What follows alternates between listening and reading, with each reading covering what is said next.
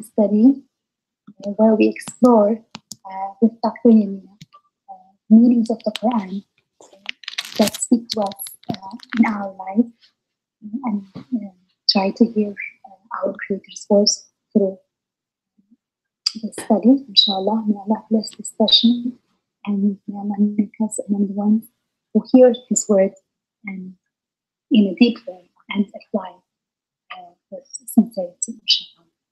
جزاكم الله خير Sister Jamila. Bismillah. Thank you, Isra. أعوذ بالله السميع العليم من الشيطان الرجيم. بسم الله الرحمن الرحيم.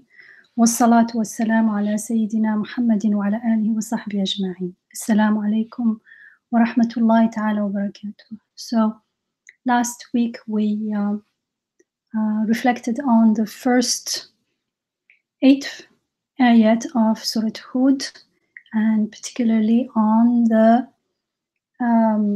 importance and implications of Bala, and how it is related to our life here and now. So just to remind ourselves, I'll go through the ayat, but I'll add a few at the end until ayah 11, inshallah. Surah Hud is the 11th surah of the Quran. So it starts with Alif Lam Ra, a book whose ayat have been made clear and have been expounded and distinctly spelled out, coming out of the grace of one who is all wise, all aware. Worship none but God. Behold, I am a warner and a bringer of good news to you from Him. Ask your sustainer for forgiveness, then turn back, make tawbah to Him. He will let you enjoy a good life until a specified time, and He will give you His favor to He will give His favor to everyone who has merit. But if you turn away, then I fear for you the torment on a mighty day. Unto God is your return, and He has power over all things. Truly, they are enshrouding their hearts in order to hide from Him, i.e. from God. Truly, when they wrap themselves with garments, He knows all that they keep secret as well as all that they bring into the open. For behold, He has full knowledge of what is in the hearts. There is no creature on earth that moves which is not dependent on God for its provision. He knows where it lives and where it dies. It is all in a clear record. All is laid down in a clear decree. It is He who has created the heavens and the earth in 6 aeons, and His throne rests upon water in order to test which of you has the best actions. If you say, behold, you shall be raised again after death, those who deny the truth are sure to answer, this is clearly nothing but a delusion. And if we defer their punishments for a determined time, they are sure to say, what is holding it? What is holding the punishment from coming? Truly, on the day when it befalls them, there will be nothing to avert it from them, and that which they used to mock will beset them. And when we let a human being to taste mercy from us, and then withdraw it from him, behold, he becomes utterly hopeless and despairing, forgetting all gratitude. And thus it is, if we let him taste ease and plenty after hardship has visited him, he is sure to say, all affliction is gone away from me. For behold, he is boastful and given to vain exaltation. Except those who are steadfast and do righteous deeds, it is they who have forgiveness and a great reward. So last time we talked about the nature of ibtila or bala, and how it is related. It is not in itself good or bad, but it was really what we do with whatever happens to us, whether hardship or ease and abundance. And in these last ayat, we're actually told what's going on. We're told who is responding in what ways, and that is what makes the difference in the bala being a win-win situation or a lose-lose situation. So it's not the bala that is bad, it's not the hardship, for instance, that is bad. Actually, we are tested with goodness and with abundance and scarcity, with health and illness, with goodness and with the good and with the bad. What we do with it is what matters. How we respond to it is what's going to make a difference for us in this life as well as in the life to come. So these last ayat describe to us what people do when, so we're told, first, these are people who don't take life after death seriously. Either they outright deny it, or they don't take it seriously. And because taking life after death seriously is a life changer. Everything, all our priorities are going to change. How we look at life is going to totally change. And so in Ayah 7-8 was about that. Ayah 9 was about when people are given mercy, then it is withdrawn from them. They fall into despair and they are not grateful. And these are symptoms, they are indications of a deeper underlying mindset. If I find myself in despair in times of hardship, it won't be just easy to say, oh, I should not despair. If I don't change my underlying mindset, how I perceive myself, how I perceive the world, it's not going to happen. So these are indications. And in Ayah 10, we are told that when ease and abundance, when ease and plenty are, when we let them taste ease and plenty after hardship, they say, all affliction is gone away from me, and there is boasting. It means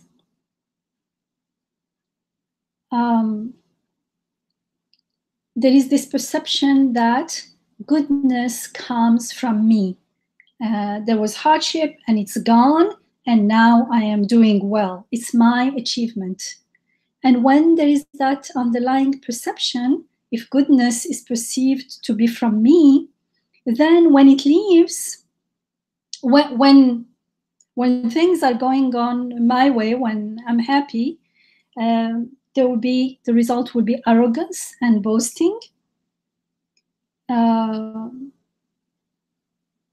But if a goodness is from me, then when it leaves me, when there is hardship, failure, unwanted situations, it's like someone pulled the rug from under me. And suddenly my lies are exposed. My lies about achieving my good fortune are exposed. My lies about being the source of the good things that befall me. And in that situations, there are two options. There is a possibility or an opportunity to wake up from my delusions. And so it becomes a time to revise my perceptions of who I think I am or who I think I should be. When things are going on well, I think I am that. I am this, the source of this goodness. I am the achiever. And when things are not going well, I think I should be the achiever. And so I'm in despair and hopeless and unhappy and ungrateful.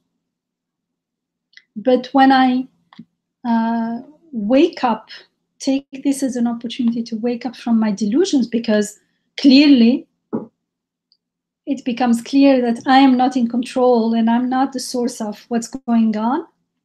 It's befalling me, it's coming from somewhere else. Then I start, it's an opportunity to revise my perception of who I think I should be and what life is about, the meaning of life. But if I insist, when people insist in their arrogance here does not necessarily mean someone going around being boastful, but arrogance in an ontological sense, in the sense that deep down, even if I look very, if there is apparent humility, underneath I ascribe good things that happen to me to myself. Whether mostly for believers, for Muslims, it's going to be done in an unconscious way. But as I always remind ourselves, myself and ourselves, that is no excuse, because that's exactly what we shouldn't be doing. We should be living a mindful life. And so when we insist on that arrogance and refuse to let go of the delusion of who we think we are, of who we think we should be, then whenever we fall into hardship, we're going to feel utterly despondent. We're going to feel that despair. And with it, there will be this fear and maybe also anger sometimes because of the fear. And with this attitude, there is no gratitude, because gratitude is when we know we are grateful to the giver, to someone who is guiding us, who is putting us in these situations for a purpose and not in vain, not haphazardly. And in Ayah 11 of Surah Hud, we are told that the believers are those who are patient and steadfast, and they do good deeds. They act accordingly, because this is not just a claim. This is not just an information. This is a knowing that becomes who we are. This is how we are. That's how we see things, we perceive them, and this is how we act. Therefore, if we say something, claim something, and do something else, what we do is our reality, not what we claim. And so for the believers who are steadfast and act accordingly and do good deeds, it shows that they know who they are. They know who they are, abd, receivers, beneficiaries of rububiyah. And therefore, when we know who we are, we know who our Rabb is. They go together. They are the two sides of the same coin. And those two sides of the same coin, when we know who we are inside, then we know the true nature of life and things around us as ayat, because they are the other aspect of who we are. We are all coming from the same source for the same purpose, and they are all there, signs and ayat, guiding us on our path, on journey back to Akhirah. So in Surah al-Kahf, I guess more or less we are familiar with it, even if we have not studied it. I personally never reflected on it like this on my own, but never studied it with other people in details. But it's usually a surah that is recited on Fridays particularly, and it is known for offering protection. We are told based on hadith that it offers protection from the fitna of the Dajjal. And we can understand the wisdom in the saying of the Prophet ﷺ, since in this surah we taught how to deal with fitna, how to deal with trial.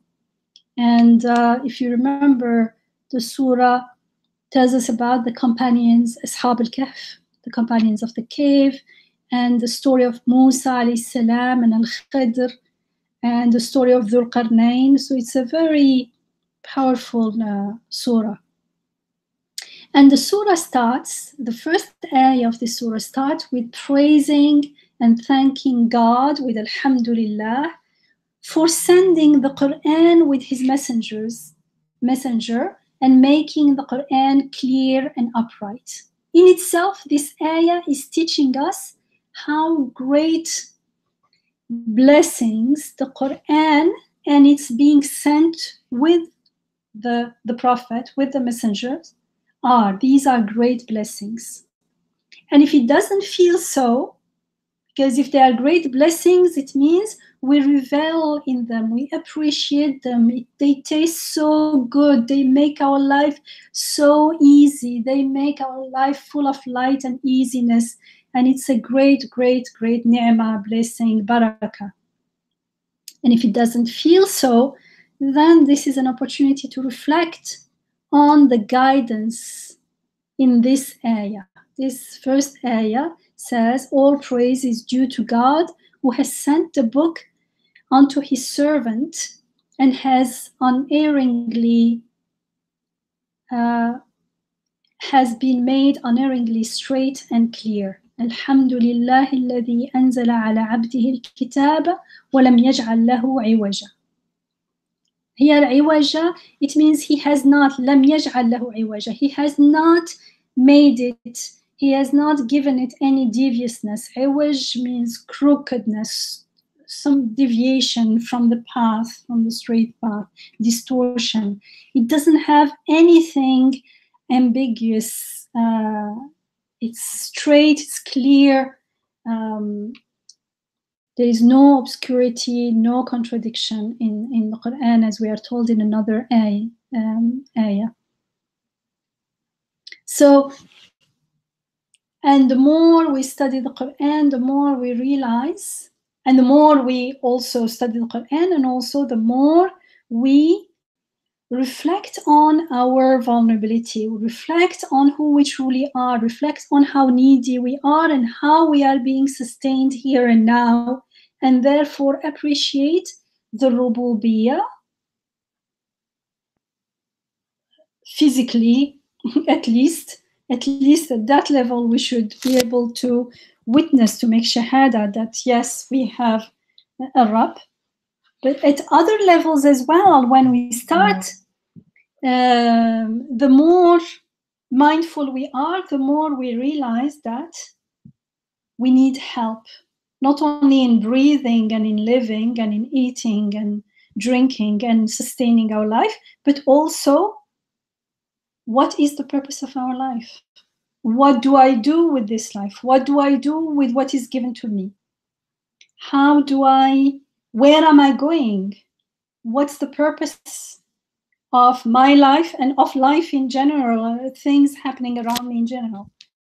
So the more I am mindful of this need, the more I appreciate that the Quran is a clear map of what life is about and how the Quran helps us make the best of everything. And without the guidance of the Quran, we may actually miss the point in everything. And we realize how the message of the Quran, the guidance in the Quran, brings us from darkness into light, from meaninglessness and purposelessness into lasting meaning, true purpose, because anything that's not lasting can't be the true purpose. And it brings us into this wisdom, this light. And it brings us from impermanence to lastingness, eternity. It shows us actually how to find how impermanence is a door to lastingness and eternity.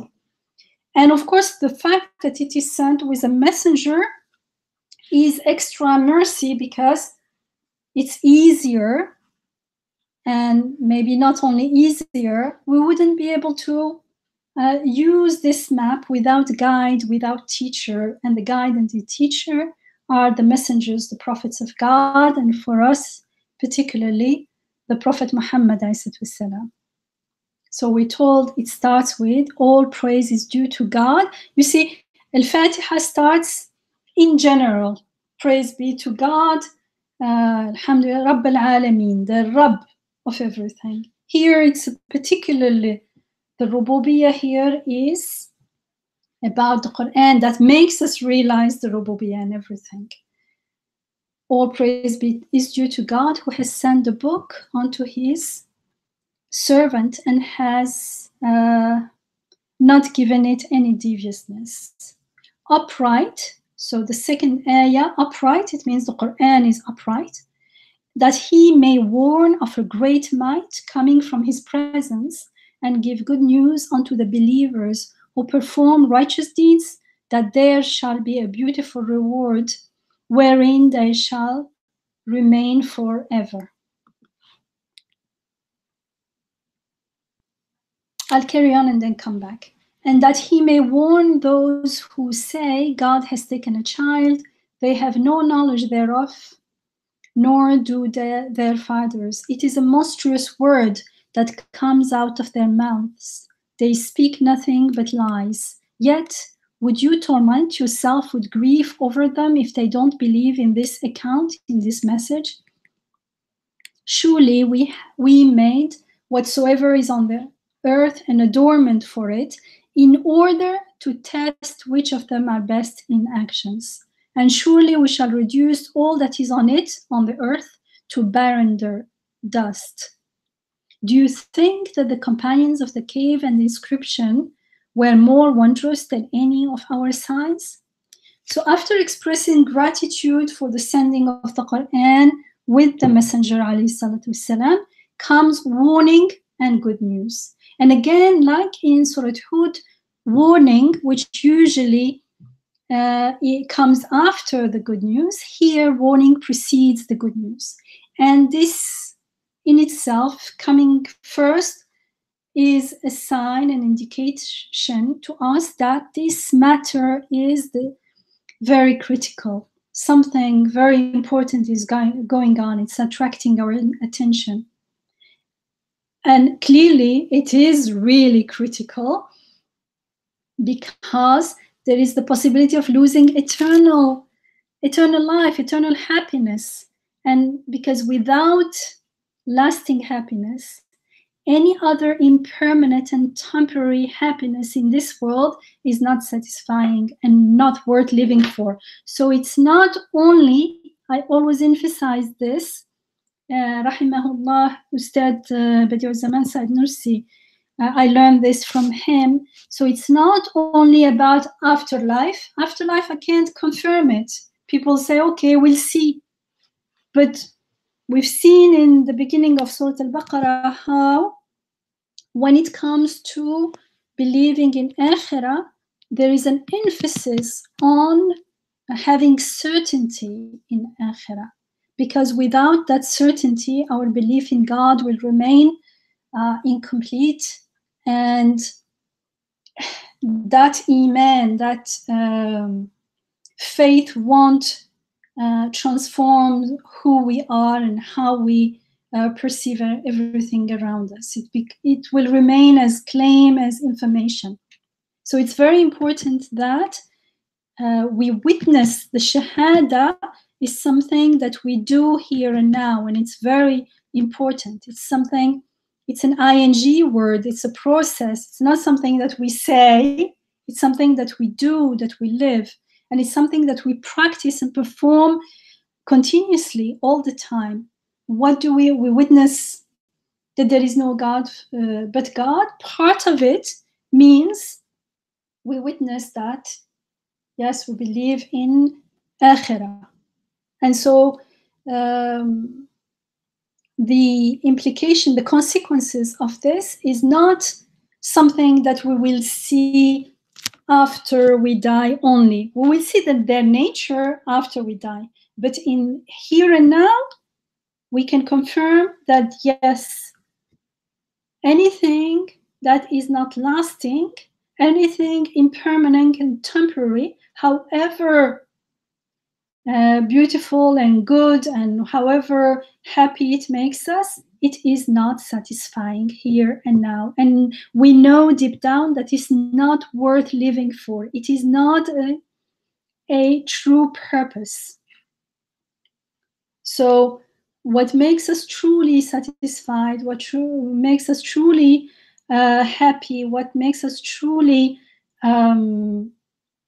makes our life truly worth living has to be a purpose that is everlasting, something that looks beyond death.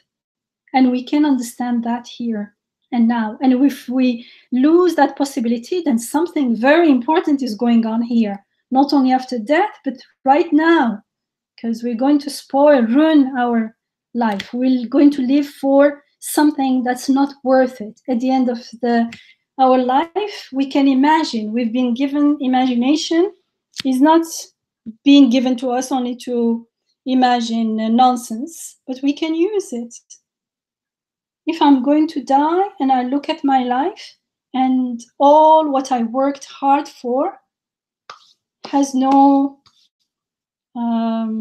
doesn't have anything to do, is unconnected, related to eternity, is all past, is all gone, how would I feel? Would I like to live that life, to achieve those things? And I can understand that right now before I die. So in the second ayah, we're told that the Quran is upright, and so that he may warn of a great might coming from his presence and give good news. So after the warning comes the good news. And the good news are for the believers, meaning that in order to benefit from this news, for this news to be good for me, I need to be a believer. And a believer, not blindly, but I am told not only in this surah, but in other parts of the Quran, how to believe. Believe, and the believers who perform righteous deeds. This is important because otherwise it would be just I could be deluding myself. وَيُبَشِّرُ الْمُؤْمِنِينَ الَّذِينَ يَعْمَلُونَ الصَّالِحَاتِ. There is the believers who, not the who work or do good deeds, that they, the good news is that there shall be a beautiful reward wherein they shall remain forever. The reward, that beautiful reward, they will remain for it forever. And this forever, مَاكِثِينَ فِيهِ أَبَدًا, the abada, this everlastingness, is very important. Everyone longs for lasting goodness. If the goodness is not lasting, it's not truly good. And that he may warn those who say God has taken a child. Here I'm going through, I'm not going to stop at it. Mostly the tafsir, the commentaries, are going to refer to the Christianity, but that could be one of the meanings, but it has to also look at all of us. If we have time, I'll come back, inshallah. So we're told, and he may warn those who say God has taken a child. They have no knowledge thereof of him, nor do their fathers. It is a grievous and monstrous word that comes out of their mouths. They speak nothing but lies. Yet, would you torment yourself with grief over them if they don't believe in this message? And this is a rhetoric question, meaning that if someone doesn't believe, no need to worry yourself to death about them, because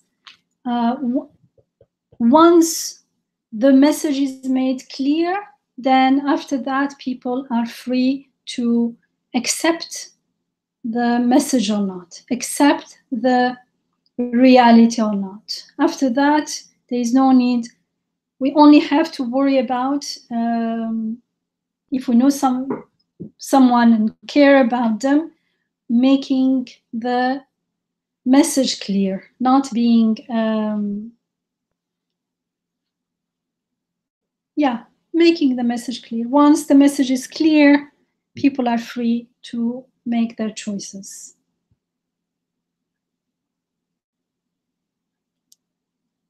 Surely, in Ayah 7, we are told, surely we made whatsoever is on the earth an adornment for it, in order to test which of them are best in action. And this last phrase, لِنَبْلُوَهُمْ أَيُّهُمْ أَحْسَنُ عَمَلًا, appears in other places in the Quran, and we've seen it in Surah Hud in Ayah 7 as well. So it's Ayah 7 in Surah al-Kahf and Ayah 7 in Surah Hud. And again, something related to the creation. Here, the adornment. We have made whatsoever is on earth an adornment. Why? In order to test which of them are best in action.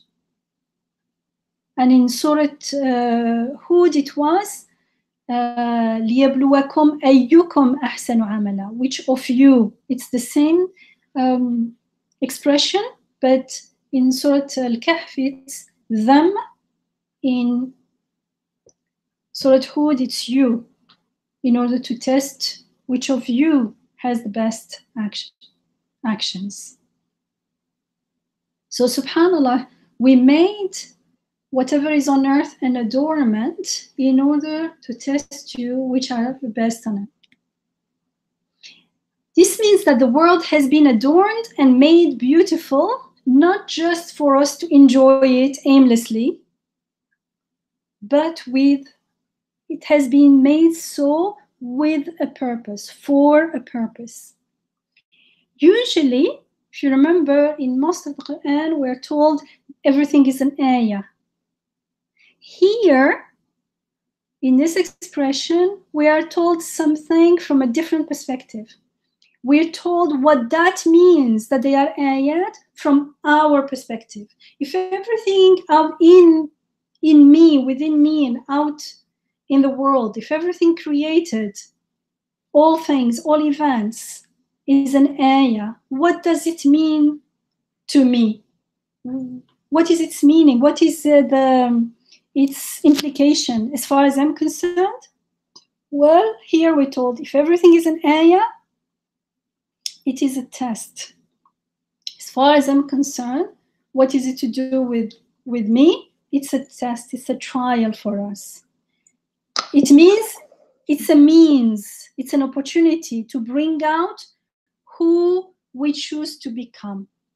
Ungrateful, deluded people living mindlessly in ghafla, or do we choose to live as mindful believers who appreciate the guidance sent through the Quran, first ayah of Surah al-Kahf, and through the guidance is sent through the Quran, and through the Quran we understand that guidance is being sent through the ayat in the creation.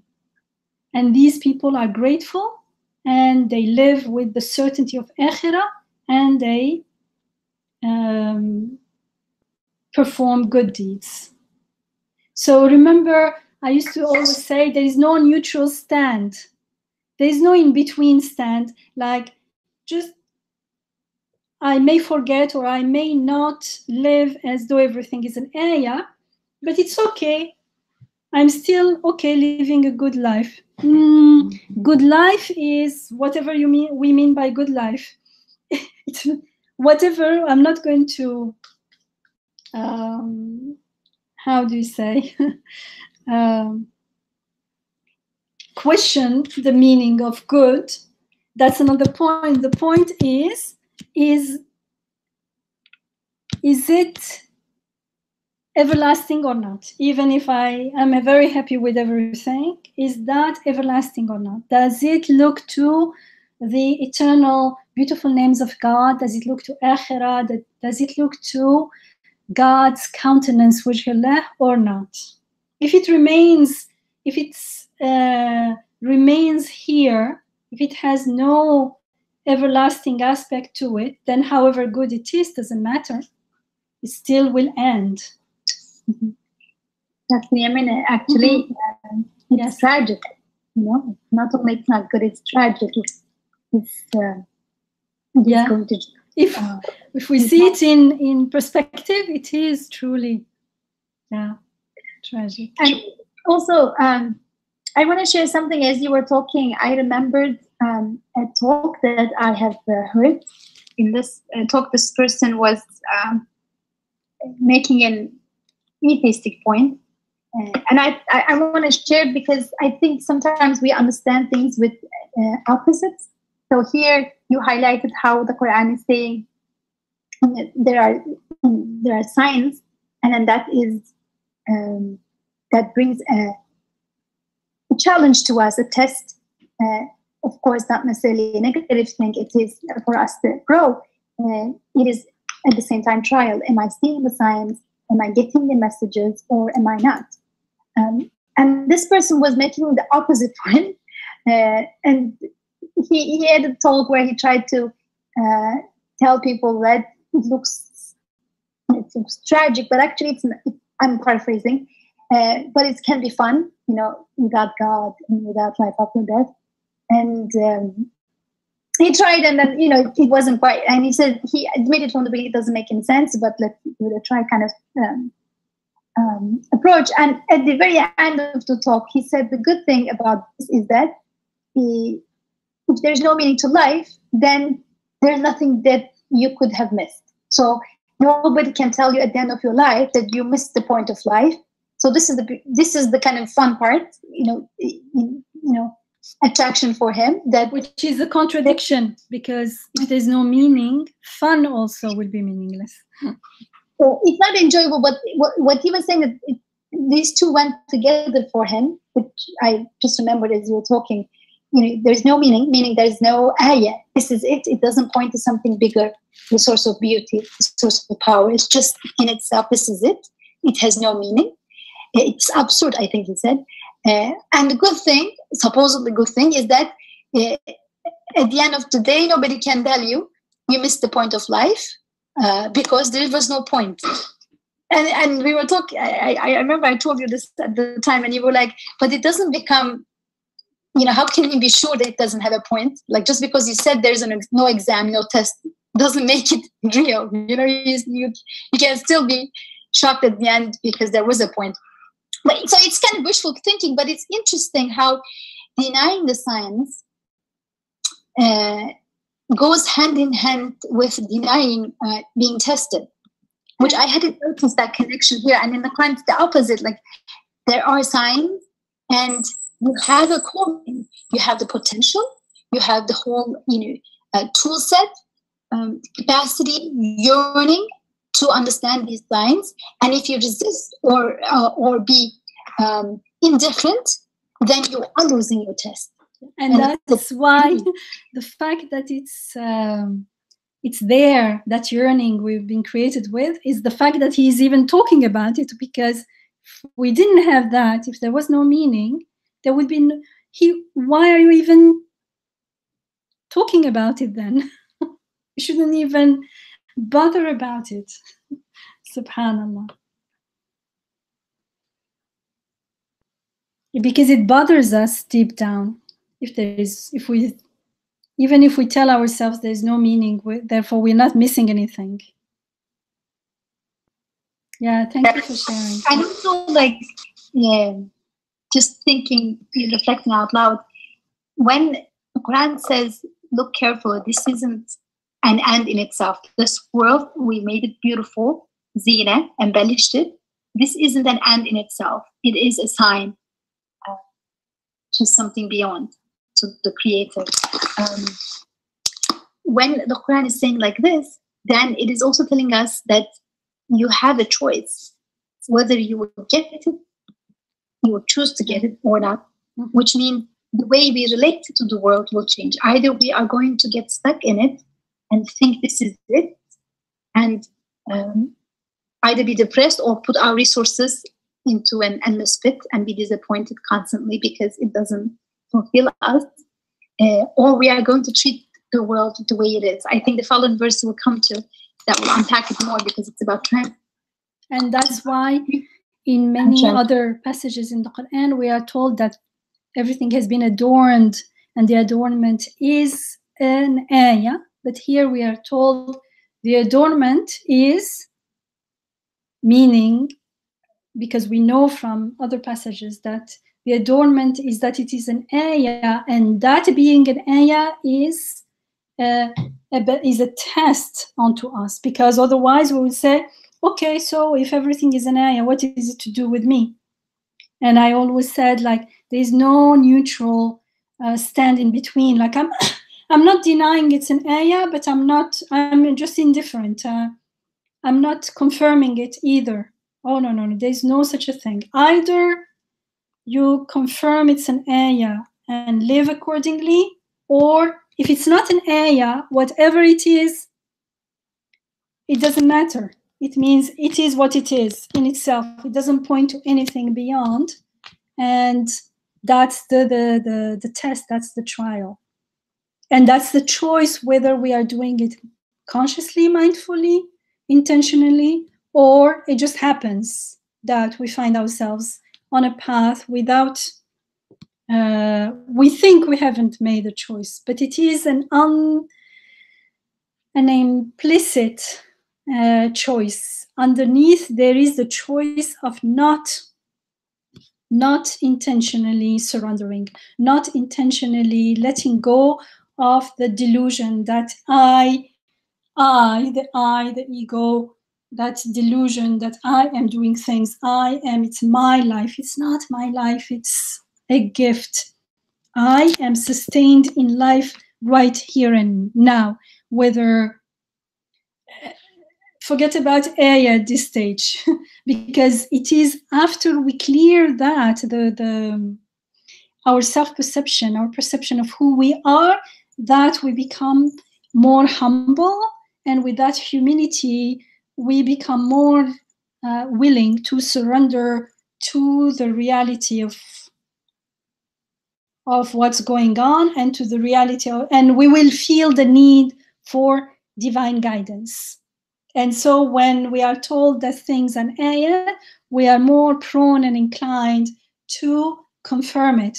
But if I'm still stuck into me, it's all about I and my achievement, my accomplishment, and we can see that easily, even when things are going on well, even if we say, Alhamdulillah, yes, it's from God, but when things are not going well, we feel humiliated, we feel in despair. It means I'm not aware that everything is created on purpose and it's given to me.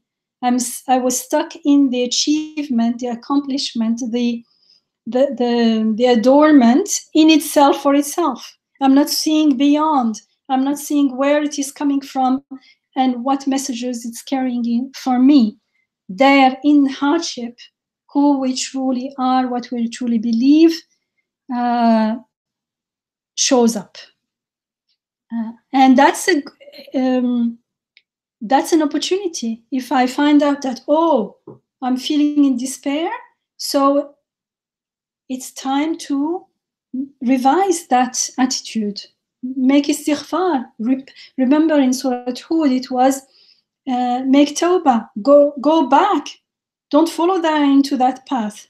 You can always take an exit out and go back to the reality that I am abd, that I am being sustained here and now. And so that was all that hurt, all that despair, that hopelessness, that humiliation was felt because of my false assumption about who I am and what life is about. You know, our values of how we value people, especially with their accomplishments, with their property, with their wealth, or whatever. Usually it's something that is not genuinely us, but it is given to us, and instead of making it a means, an ayah, to know our Rabb and be grateful to him and worship him alone. Remember in Surah Hud, it was started with worship God alone. We make it into worshipping ourselves. We make it into, we think it's identifying with it. We think this is who I am, or at least I want people to believe this is who I am. And so we feed each other's ego. So accepting and perceiving things as ayah or not is truly a bala, a test, and it brings out the best of our potential, or the worst. It can even bring the worst. So it's not something. It's not just a word. It's not just a claim. It is a lived reality. So also in an implicit way, this ayah 7, surely we made whatsoever is on earth an adornment for it, in order to test which of them are best in action. It's implying, could say it's implying that people can be excessively attached to the good of this world, to the adornment of this world, worldly life, because, or as they use it as a means to boost their ego and take false pride in it as their own accomplishment. Even things that we did not work for. People take pride in their looks, where they didn't do anything about it, for instance. And it is this attitude that keeps them from submitting to the reality. The more we're stuck into boosting and feeding the ego, the more, because that is not reality, but because that contradicts the reality of rububiyyah and ubudiyyah from our perspective, the reality of who they are as ibadallah, and makes them therefore blind to how their Rabb sustains them here and now and everything around them. So you see that everything is very closely interconnected. And in ayah 8, we are told, subhanallah, you see how clear the Quran is, just like we were told in the first ayah, وَإِنَّا لَجَاعِلُونَ مَا عَلَيْهَا صَعِيدًا جُرُزًا. And surely we shall reduce all that is on it, all that is on the earth. You know, we made everything on it an adornment, an embellishment, zinatan. We are going to all reduce all that. We reduced it to barren dust. All those adornment, all those goods and things that people live for and pursue all their life and take pride in, they are all destined to become barren dust. They all perish.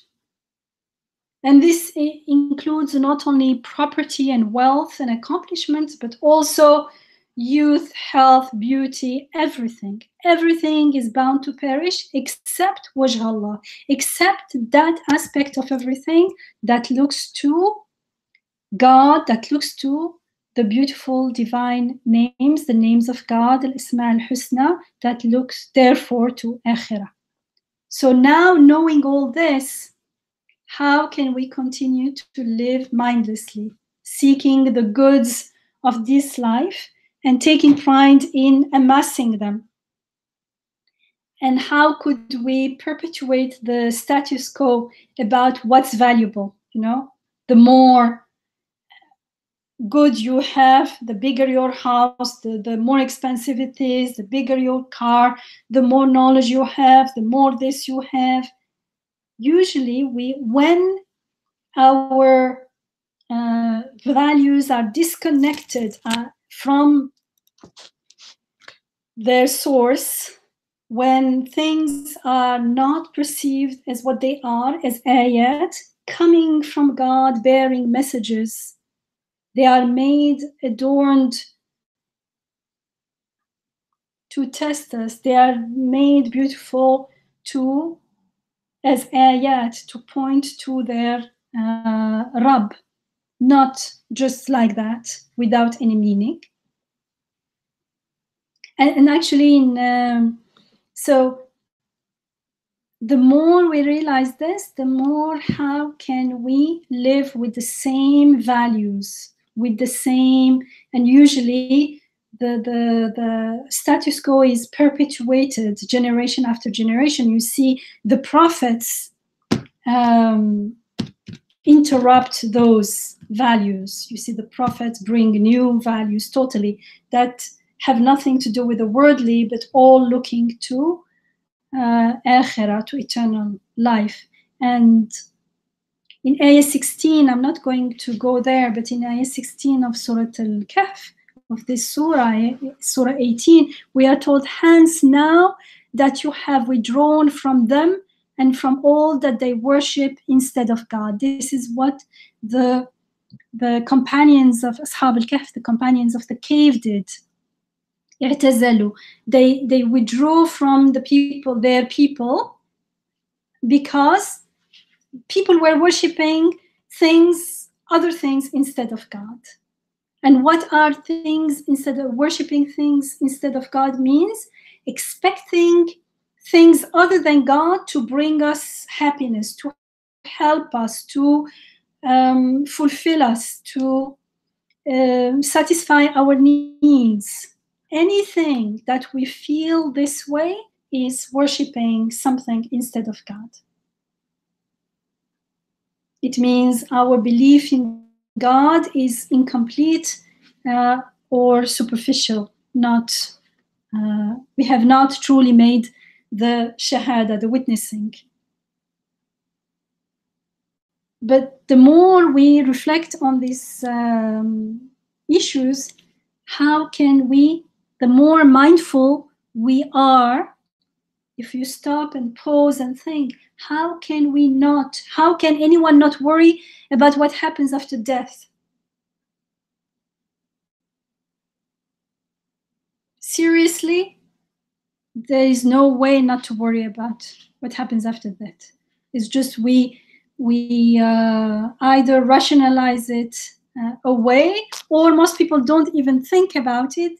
We just put our head in the sand and try to ignore the reality of death. Because death is not when I am very old. Death can happen anytime. And that death, as I always repeat, is not my last day on earth can happen anytime. Meanwhile, I'm constantly leaving this world. Up to half an hour ago, I'm saying half an hour ago, actually it's an instant ago, it's gone. It's already dying. We are inna lillahi wa inna ilayhi raji'un. We are in a state of returning. And we will return as well. So how can we not worry about what happens after death? Unless we find a way to relate everything to its everlasting source. Unless we find that way, which is taught to us in the Quran, all is in vain. All is meaningless. All will perish. And so you worked hard or not, it's like fill in between the brackets, fill in all whatever you want. At the end, everything will be multiplied by 0. The good and the bad. Someone is very generous and compassionate and very helpful, and someone is cruel and a despot, and with death everything will be equalized. Is it possible?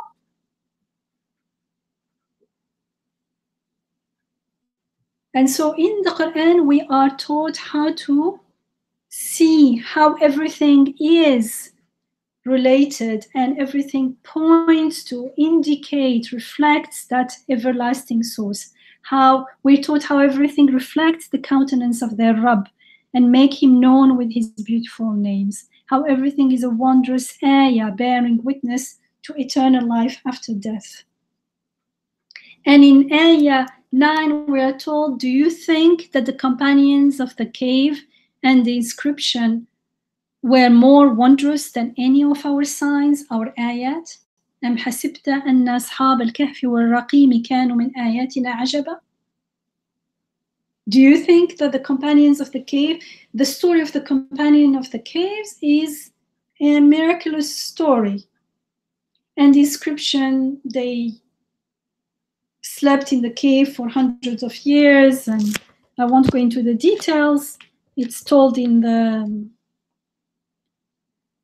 ayat that comes after.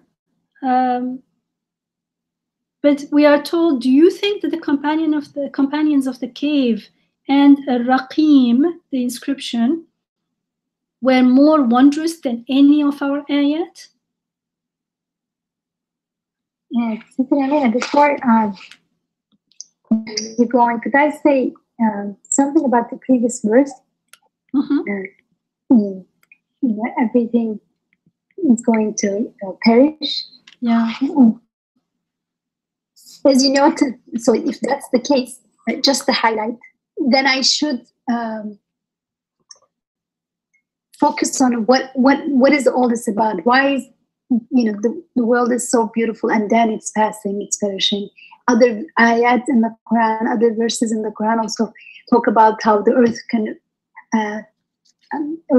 kind of becomes beautiful in the spring, and then decays afterwards. Buddhism on Sayyid Nursi has some metaphors, symbols that he brings up as he's unpacking the verse. Here he says it's like using the hadith that says this world is like a field. This is like a field. So get your harvest, and then there's always some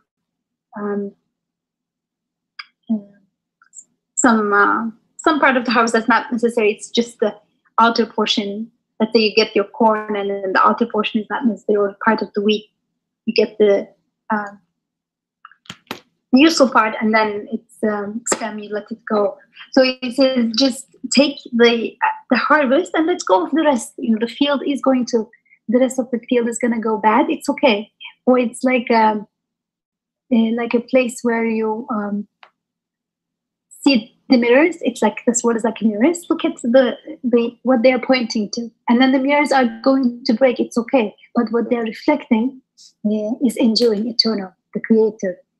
So these kind of metaphors really fit well with these two verses that first talk about everything being made beautiful, embellished, and then everything perishing. And then this is all as a test. Mm-hmm. It's not just. We don't even stop usually when we are in ghafla. We don't even pause and ask, why is everything beautiful, in the sense that we are seeking all these things. We are seeking. We want to possess, to have, to be. Why is it so? Why would we spend all our life for that end? Some people use it to be lazy, say, why am I doing this? But they are doing something else still without thinking. Not in that sense. Not in that sense. And it's the key question, key existential question that we have deep down in all of us, I think, that, why is it so attractive and beautiful, and yet nobody is able to quench yourself? The moment you feel like, I'm getting somewhere, you realize, oh my God, everything is passing, my youth is gone, and like so many things that I invested in is kind of going away. So it is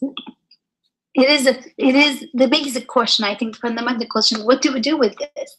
Why it looks beautiful, but then you can't get a hold of it, and it decays in various ways. And Imam Nursi also has another metaphor when he's explaining this ayat, the metaphor of a letter. You read the letter, from someone, and then he says, get the meaning and let the piece of paper go, because it is going to go away anyway, but get the meaning. So it is passing, this world, our lives, constantly. It's a kind of a transient flow, but it has a meaning, and it's pointing to something that's enduring. And that's the beautiful nature of our Creator. That's a nice metaphor, because can you imagine how foolish it would be if the letters I received are all, the paper is beautiful, the writing is beautiful calligraphy, so I don't read it, I don't even maybe even know it's writing, I may not even be aware that it has meaning, or I know it's writing but I don't bother about reading it. I know the Quran is guidance, but I don't bother understanding it, for instance. And I could make a collection of the letters because they are just beautiful, or I hang them all around the walls of my home. But maybe in those letters it was saying, something is going to happen to you inwardly, means I missed all the messages, and I am just collecting the letters themselves. This is the difference between living life as ayat and passing the test. It's a win-win situation, or living as if there was no other meaning. And no wonder we don't feel fulfilled if we just collect the letters and look at them, and after a while, that's it. You say, what am I going to do with this? Because we are beings with emotions and with a soul, with a ruh that longs for eternity, that longs for meaning and purpose. And nothing else can fulfill that. Exactly. Just this is my last thing, and it's on a lighter note.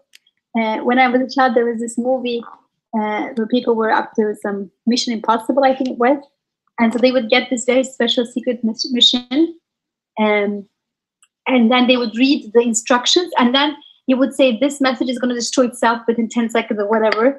So then the message was secret, so it would kind of start burning away whatever that was. But they had gotten the messages, they would just move on and to do their thing.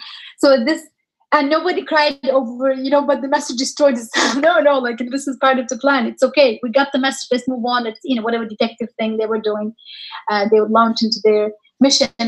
So this word is like this too. There's no way you can hold on to it.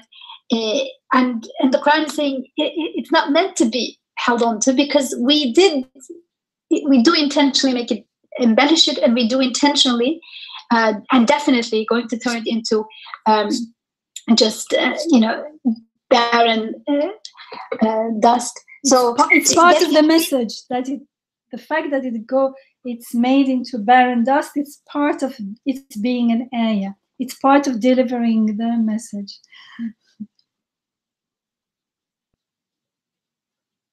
Also, I saw some people turning on their things. Did anybody want to chime in, say anything at this time?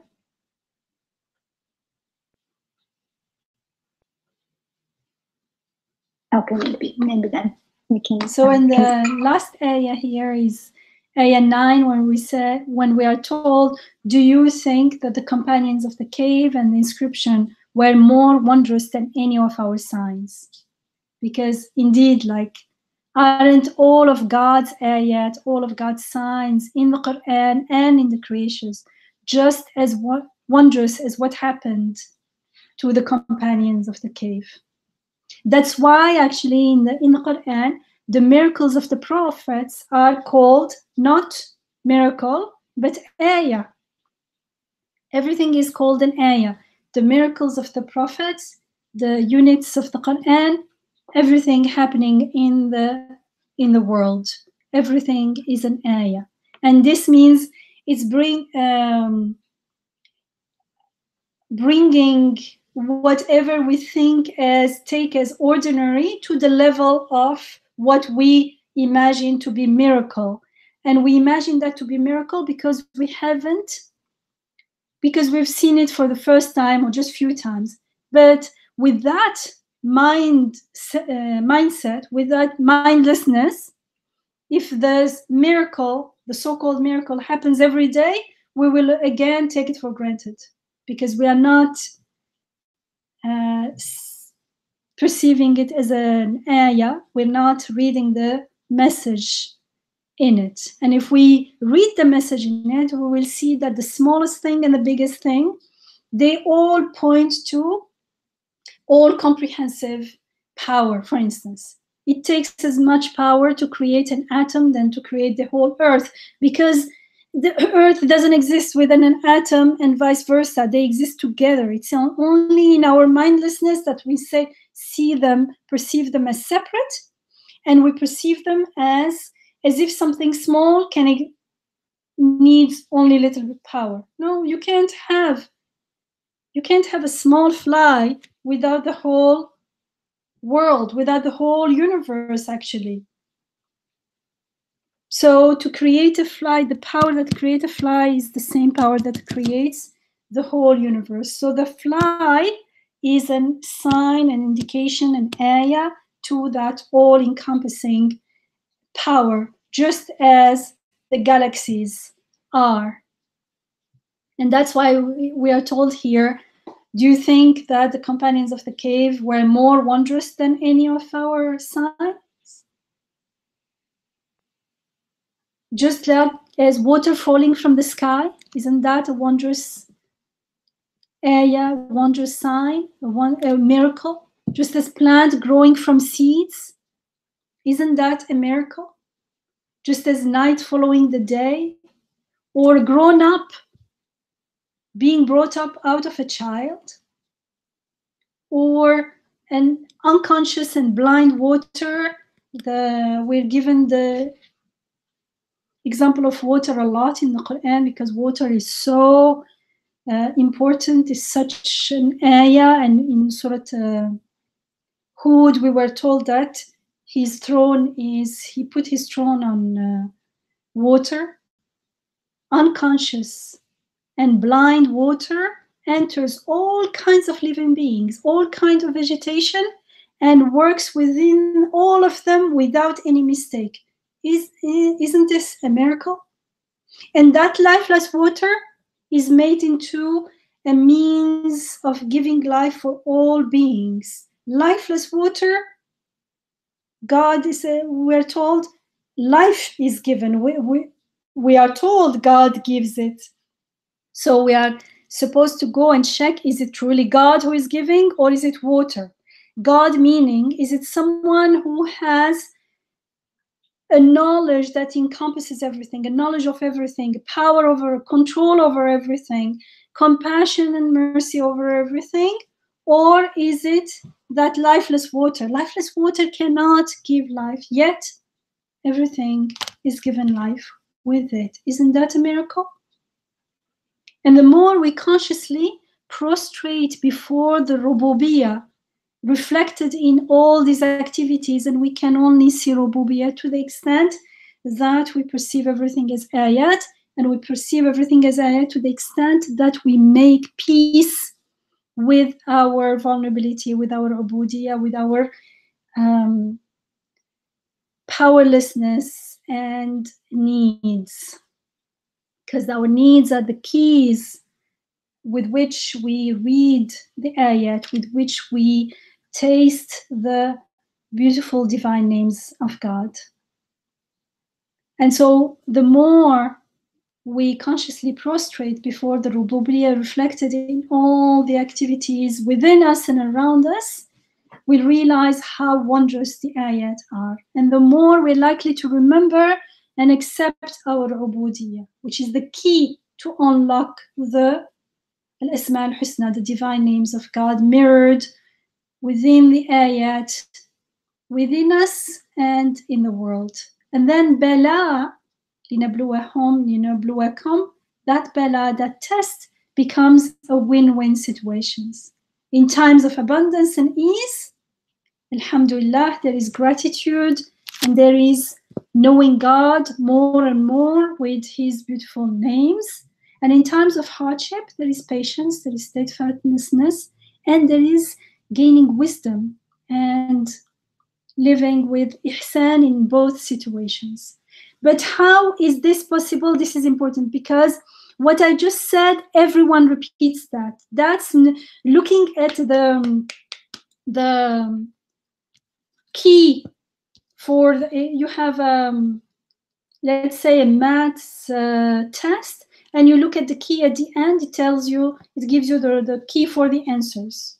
The answer is gratitude, patience. Everyone knows that. But how is this possible? How does it come? How does it come easily? It's not something we can force onto ourselves. And some people get frustrated. They have all the good intention, but they don't know how to do it. They say, oh, how? Or they think they are being patient, but actually they are just refraining from complaining outwardly, but inwardly they are unhappy and frustrated. This is only possible when we learn how to perceive ourselves and the world around us, how we perceive ourselves as abd, and how to perceive everything around us as ayat. And this is what we are taught in the Quran. But very seldom we are taught this out there. I'm talking about the Muslim community. Very seldom. Everyone tells us the answer, the key, and we keep repeating the key, but no one knows how to solve the problem, to actually do it themselves. So when you see this problem, this is the answer. Yeah, but in life, that the same problem is going to come with different numbers in, and they will tell us, you start with a multiplication and then with a subtraction. This is not solving a problem, and it's not going to satisfy the heart, and we are not going to truly surrender with this, and we are not going to know who God is, and we are not seeing the ayat everywhere, and we are not tasting the beautiful names of God, and we cannot achieve ihsan in this way. That is why listening to the guidance of the Quran and performing it, not only repeating it, but performing it, is so important. It's a map. The map has to be used. I cannot just look at the map and say, oh, after this, there is this. Yes, but have you been there? Or saying, I have the key to the treasure, but I've never opened and never seen the treasure, never used it. It does not change who I am inside. It's good that some people are still patient and waiting, but what we are taught in the Quran is something much, much more important and much more easy and beautiful, and as it says in the beginning, it's upright, it's alhamdulillah.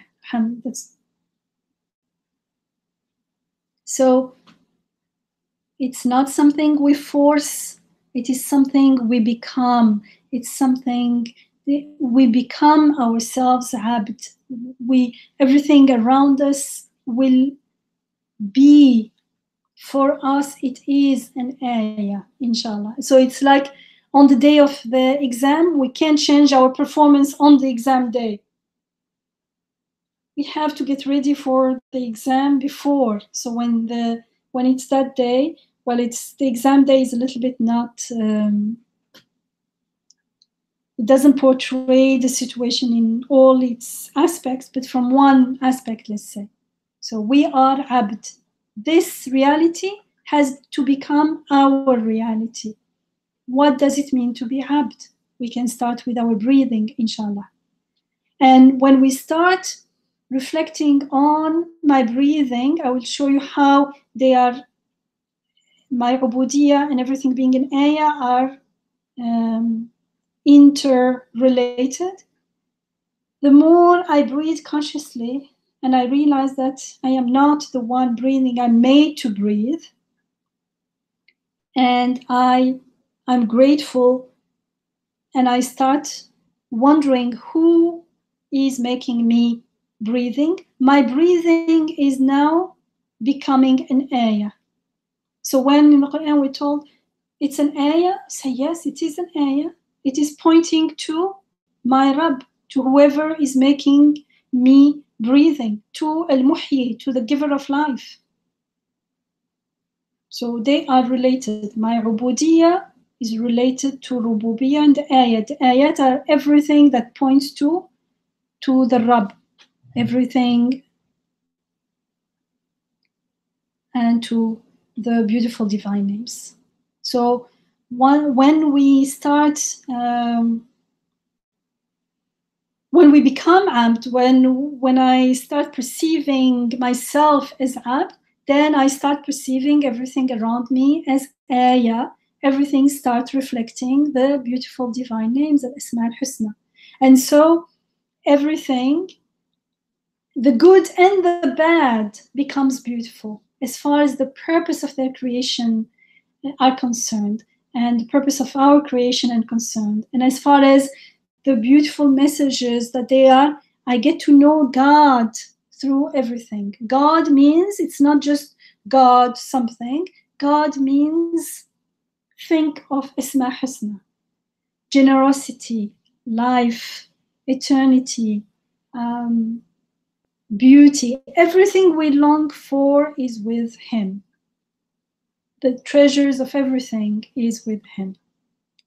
And that's why when we say win-win situation for the believer, what comes to my mind is the hadith when the Prophet ﷺ says, wondrous is the amr, the affair or the situation of the believer, for there is good for him in every matter. And this is not the case with anyone except the believer.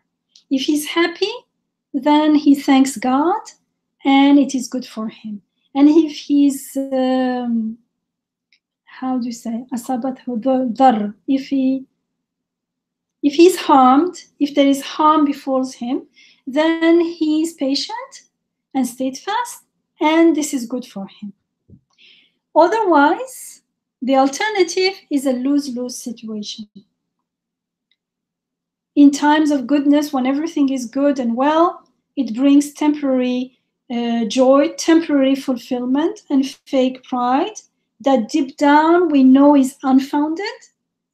And that's why there is always an underlying fear of losing everything, a fear of death, because death in that state of mind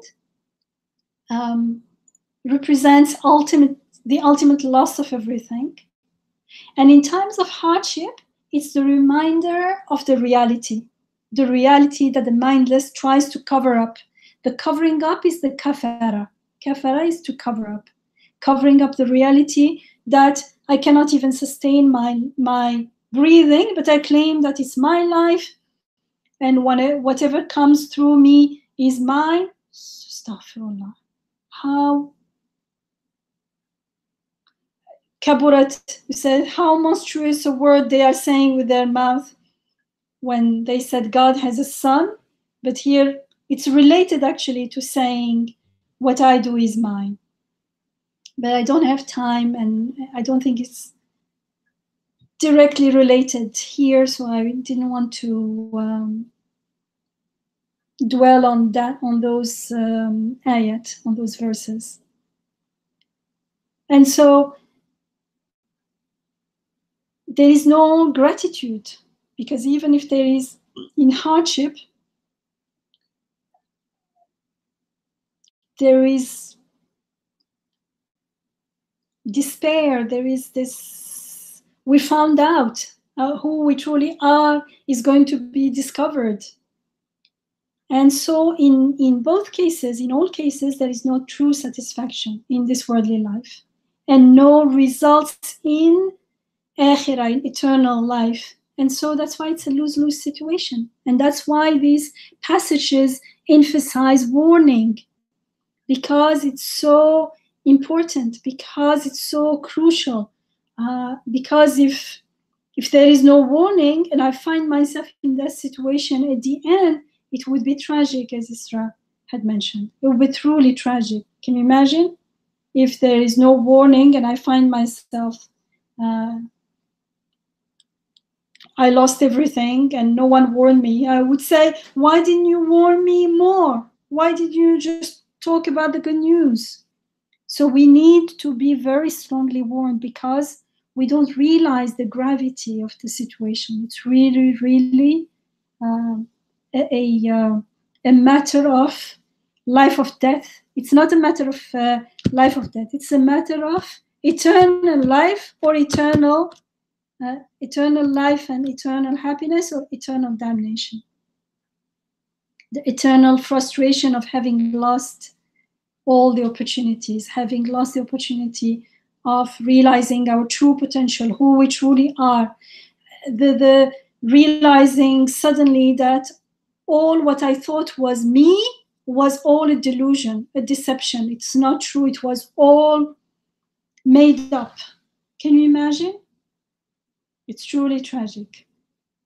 سبحانك لا علم لنا إلا ما علمتنا إنك أنت العليم الحكيم وآخر دعواهم أن الحمد لله رب العالمين ربنا آتنا من لدنك رحمة وهيئ لنا من أمرنا رشدا آمين والحمد لله رب العالمين.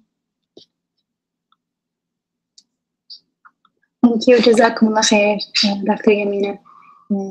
As you were finishing off saying how the stakes are so high, it came to my mind immediately that this must be the reason why in the prophetic prayers there's a lot of repeated invocation, protect us from the fire. Allahumma ajna minan nar, Allahumma ajna minan nar. I used to think sometimes, why is it so much all about this? But if we think about nar, that fire is all what you summed up as, missing the science, missing the test, missing the potential that we were made for, and this eternal disappointment, eternal tragic situation. Then at any time, every day, as much as we can, we should seek refuge in that. Inshallah, may Allah protect us all. Jazakumullah khair. It's 9:30 now. Is there anybody who wants to make a comment, ask a question? We have a couple more minutes if there is anyone who wish to join in.